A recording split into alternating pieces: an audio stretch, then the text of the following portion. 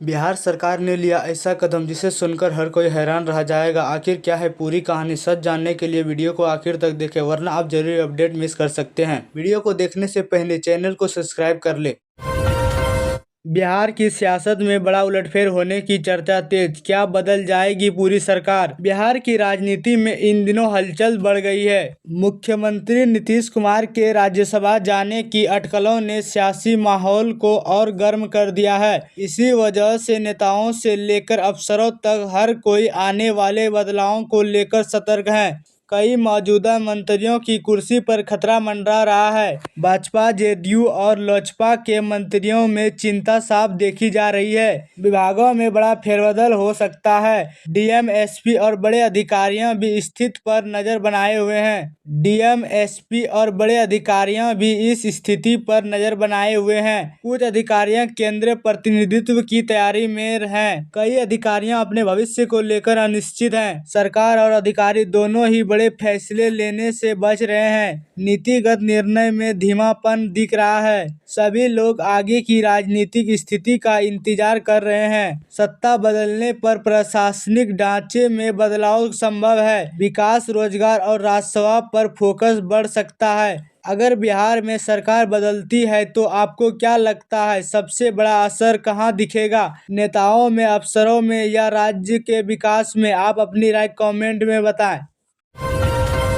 समस्तीपुर में अवैध हथियार बनाने वाले फैक्ट्री का खुलासा, पुलिस ने किया भंडाफोड़। समस्तीपुर के बांगरा थाना क्षेत्र के डिड सनहोरा गांव में पुलिस ने एक अवैध मिनी गन फैक्ट्री का खुलासा किया। इस मामले में 2 लोगों को गिरफ्तार किया गया, जबकि मुख्य आरोपी बबलू अभी भी फरार है। जांच में सामने आया कि बबलू ने इस पूरे अवैध धंधे की योजना बनाई थी और उनसे सुल्तानगंज के राजेश और गाँव के दीपक को कारीगर के रूप में जोड़ा। इन लोगों को हर महीने करीब 20,000 रुपए दिए जाते थे। पुलिस को शक है कि यह काम सिर्फ 15 दिनों से नहीं बल्कि कई महीनों से चल रहा था। छापेमारी में पुलिस को पिस्तौल, अवैध बने हथियार, मिनी गन, गोलियां और हथियार बनाने के औजार मिले। गिरफ्तार कारीगर राजेश पहले भी 2019 में अवैध हथियार बनाने के मामले में पकड़ा जा चुका है और जेल भी जा चुका है। पुलिस अब मुख्य आरोपी बबलू की तलाश में लगातार छापेमारी कर रही है। उनकी गिरफ्तारी के बाद इस पूरे नेटवर्क का और बड़ा खुलासा हो सकता है।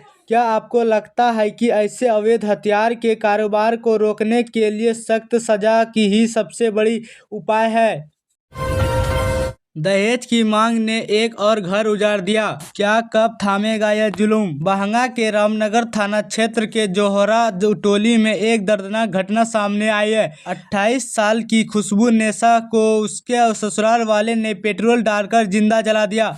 आग लगने के बाद उसकी चीख सुनकर आसपास के लोग पहुंचे और पुलिस को सूचना दी। गंभीर हालत में उसे अस्पताल ले जाया गया, लेकिन इलाज के दौरान उसकी मौत हो गई। डॉक्टरों के अनुसार उसका शरीर करीब 90% तक जल चुका था। मृतकों के परिवार का आरोप है कि ससुराल वाले दहेज के 4 पहिया वाहन की मांग को लेकर उसे लंबे समय से परेशान कर रहे थे। इतना ही नहीं, उसे बार बार बांझ कहकर भी ताने दिए जाते थे। खुशबू ने पहले भी ससुराल वाले के खिलाफ मारपीट और पथराव के केस दर्ज कराए थे, जो अभी कोर्ट में चल रहा था। घटना के बाद आरोपी घर छोड़कर फरार और पुलिस मामले की जांच कर रही है। क्या समाज में दहेज जैसी कुप्रथा कभी खत्म होगी या ऐसे ही और जिंदगियां इसकी भेंट चढ़ाती रहेगी?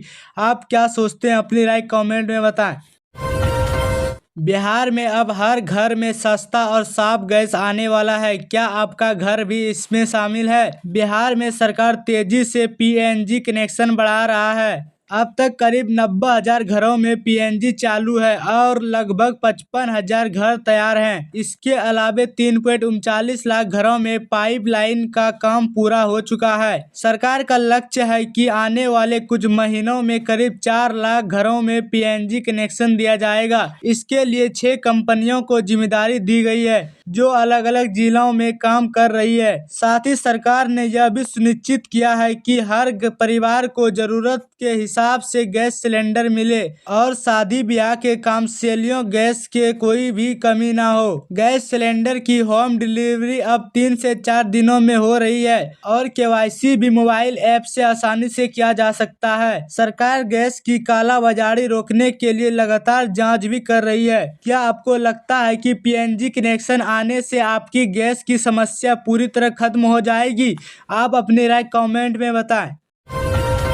दरभंगा के स्कूलों में अब बच्चों को मिलेगी सही और प्रोटीन खाना, पानी वाली दाल नहीं चलेगी। दरभंगा में पीएम पोषण योजना को लेकर बड़ा सख्त निर्देश जारी किया गया है। अब स्कूलों में बच्चों को गुणवत्तापूर्ण और गाढ़ी दाल के साथ सब्जी भी दी जाएगी। पानी वाली दाल या कमजोर भोजन पर पूरी तरह रोक लगा दी गई है। डीईओ ने साफ कहा कि बच्चों के भोजन में किसी भी तरह की लापरवाही बर्दाश्त नहीं होगी। अगर गैस की दिक्कत है तो लकड़ी या कोयले से भी खाना बनाना होगा, लेकिन बच्चों को खाना हर हाल में मिलना चाहिए। साथ ही हर बच्चे को सही मेन्यू के अनुशासन खाना दिया जाएगा। शुक्रवार को अंडा और जो बच्चे अंडा नहीं खाते हैं उन्हें फल जैसे केला या सेब दिया जाएगा। संतरे देकर काम नहीं चलेगा।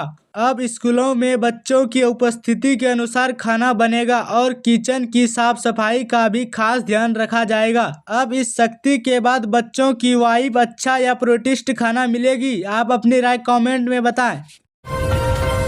रात के अंधेरे में बालू का खेल, आखिर कौन चला रहा है यह अवैध कारोबार? बांका जिले के सीमावर्ती इलाके में नदी से अवैध बालू खनन का मामला फिर सामने आया है।